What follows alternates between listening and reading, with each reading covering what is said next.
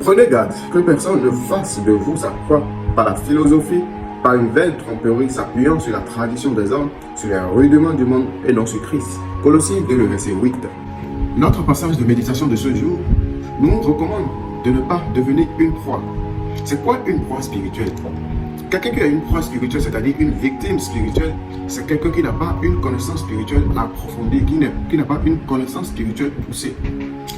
Et pour avoir une connaissance spirituelle poussée, il faut se plonger dans la parole de Dieu, il faut connaître la parole, il faut avoir une connaissance spirituelle qui se trouve nulle part d'autre que dans la parole de Dieu, que dans la Bible.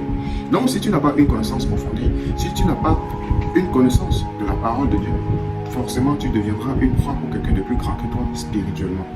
C'est donc ainsi que par exemple, on te dira que prendre ton fa, oui, c'est pour les béninois, ceux qui comprennent le fond, le fa, on te dira que prendre le fa, ça n'a rien de sorcier, que c'est Dieu même qui a instauré ça, que tu peux être chrétien et prendre ton fa.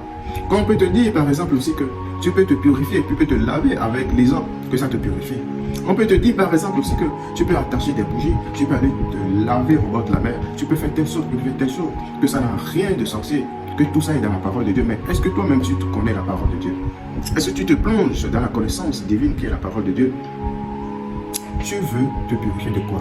Alors que la parole de Dieu tout est accompli, alors que le sang a coulé afin que toi tu deviennes pur.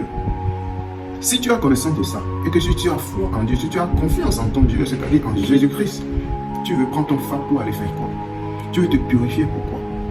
On a dit le voile est déchiré. Tu as maintenant assez libre, sans rendez-vous, devant le trône de grâce, afin d'obtenir miséricorde et d'être secouru dans tes besoins. Mais qu'attends-tu? Tu veux te confier en l'homme ou bien en Dieu? Tu es chrétien ou tu n'es pas chrétien? Pourquoi tu fais ça? Tu n'as pas honte? Est-ce que tu n'as pas honte de ta vie? N'es pas chrétien à la bouche, est chrétien dans le cœur. Et si tu es réellement chrétien dans ton cœur et que si tu crois en le sacrifice de Christ, ne te laisse plus être, ou bien ne sois plus une proie pour ceux qui veulent faire de toi leur proie. Tout est accompli. Ce n'est pas une fiction, ce n'est pas une blague. Tout est accompli et elle est accomplie réellement. Cette parole n'est pas pour tout le monde. Ça peut te fâcher, je n'ai rien à cirer. Mais je parle à ceux qui veulent réellement connaître Dieu, ceux qui veulent réellement obéir à la parole de Dieu. C'est à ceux-là que je suis en train de parler. Nous savons que tout est accompli pour nous. Et en toutes choses, nous nous dirigeons vers le Père dans le nom de Jésus-Christ. Parce que c'est au nom de Jésus-Christ que nous avons aujourd'hui accès véritable à Dieu. Et il est là, il est vivant, il nous écoute quand on est pas. Et nous savons que quand nous lui demandons quelque chose, quel que soit le temps ou les circonstances, nous l'avons toujours parce que la parole ne ment pas. La parole dit, demandez, cela vous sera accordé. Ayez confiance en moi. Ne promenez pas de regard inquiet car je suis ton Dieu, je suis avec toi.